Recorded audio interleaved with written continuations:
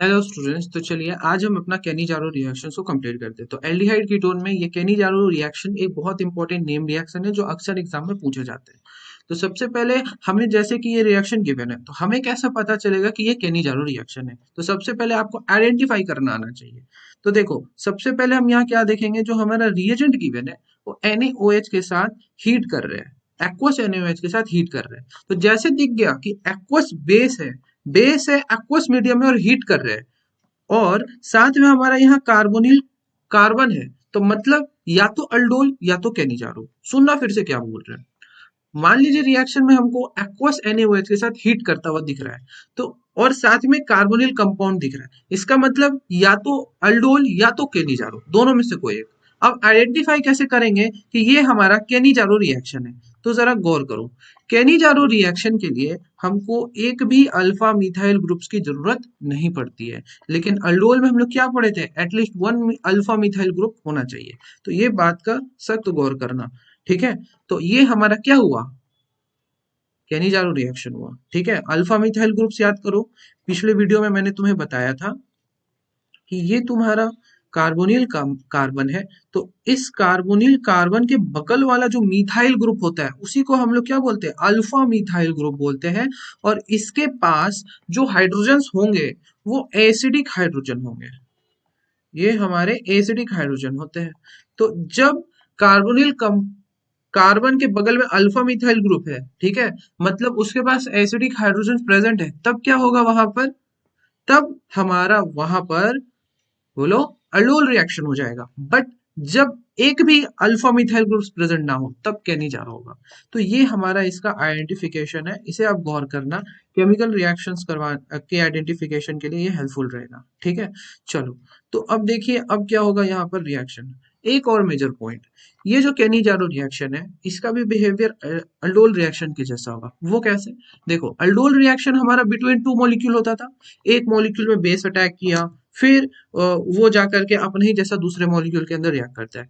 Cannizzaro में भी क्या होता है, सेम रिएक्शन होता है। एक मॉलिक्यूल के अंदर NaOH अटैक करता है, फिर ये इसमें से कुछ होता है, फिर जाके वो दूसरे मॉलिक्यूल के पर अपने ही जैसा दूसरे मॉलिक्यूल पे जाता है। तो बिहेवियर दोनों का सेम है, मतलब ये भी बिटवीन टू मॉलिक्यूल्स होगा। अब देखो कैसे हम इसका रिएक्शन मैकेनिज्म करते हैं, गौर से देखना। ठीक है, ये देखो, देखो सबसे पहले क्या होगा,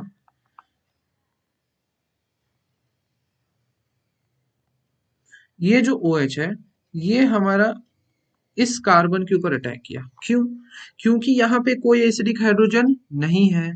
ठीक है, एसिडिक हाइड्रोजन नहीं है तो NaOH कैसे बिहेव करेगा, न्यूक्लियोफाइल के जैसा। ओके, अब क्या हुआ देखो, ये ऊपर चला गया, फिर क्या होगा, ये देखो यहां से लग गया हमारा OH। अब यहाँ पे O नेगेटिव, यहाँ पे H आया। ठीक है, अब देखो ये अंदर आएगा तो H माइनस हमारा बाहर निकल जाएगा। अब देखो यहां से लग गया OH, और साथ में अब हमारा क्या निकला, ये H माइनस। ठीक है, ये हमारा H माइनस निकला है।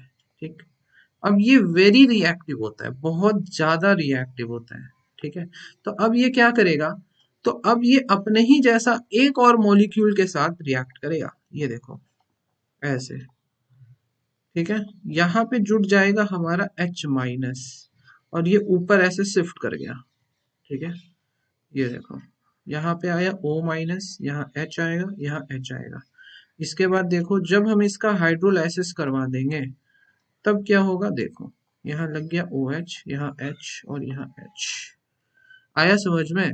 तो ये हमारा क्या बन गया, अल्कोहल। ठीक है, और यहाँ पे क्या बन गया इसका, कार्बोक्सिलिक एसिड।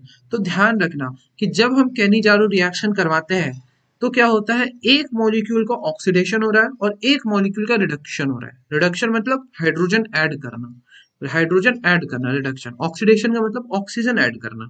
तो एक मॉलिक्यूल के अंदर ऑक्सीजन ऐड कर रहे हैं हम, और हमको क्या दिखाई दे रहा है कि वो हमारा कार्बोक्सिलिक एसिड के अंदर कन्वर्ट हो गया।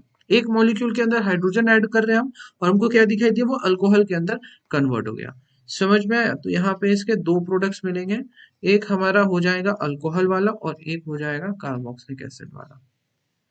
ठीक है,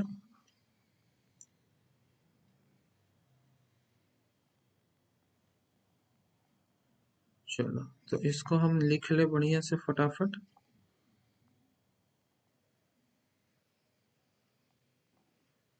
ये देखो, ठीक है, दो प्रोडक्ट्स मिल गए।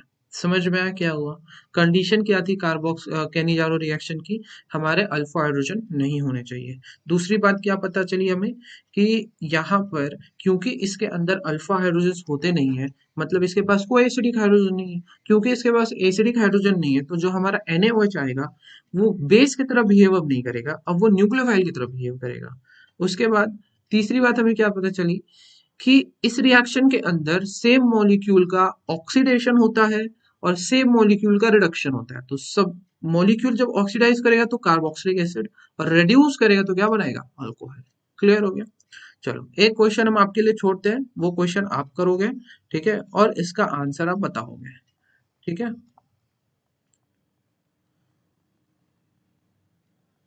ये हमारा कौन सा मॉलिक्यूल है? बेंजिल्डिहाइड है, ठीक है। इसका मैंने रिएक्शन करवाया फॉर्मल्डिहाइड के साथ, ठीक है, और क्या लिया है? NaOH लिया है, ध्यान रहे एक्वस मीडियम में, और हम क्या कर रहे हैं? हीट कर रहे हैं। तो क्या बनेगा? ठीक है, ये क्वेश्चन आप करोगे, ध्यान रखना। इस रिएक्शन में भी केनिजारो हो रहा है, ठीक है। ओके, चलो एक और मॉलिक्यूल लेता हूं मैं सेम काइंड से, लेकिन आप अब बताओगे कि इस मॉलिक्यूल के अंदर किस तरीके का रिएक्शन हो रहा है, और टोटल नंबर ऑफ प्रोडक्ट भी आपको बताने हैं, ठीक है, ध्यान रखना, ठीक है। इसका भी रिएक्शन हम NaOH के साथ हीट करा के करेंगे। तो ये दो रिएक्शन आपको करने हैं, ठीक है। ये दो रिएक्शंस को करके आप मुझे टेलीग्राम में आंसर कर सकते हो, ठीक है। टेलीग्राम पे मेरा ग्रुप बना हुआ है और लिंक मैंने यूट्यूब पे डाल दिया है, ठीक है। आपको डिस्क्रिप्शन बॉक्स में मिल जाएगा, तो आप कर लीजिएगा, ठीक है। ओके, चलिए, तो ये हो गया हमारा, ये दो क्वेश्चन आपके होमवर्क के लिए है, ठीक है। तब अब हम लोग मिलते हैं अपनी नेक्स्ट वीडियो में। नेक्स्ट वीडियो में हम लोग किसी और टॉपिक को कवर कर रहे होंगे।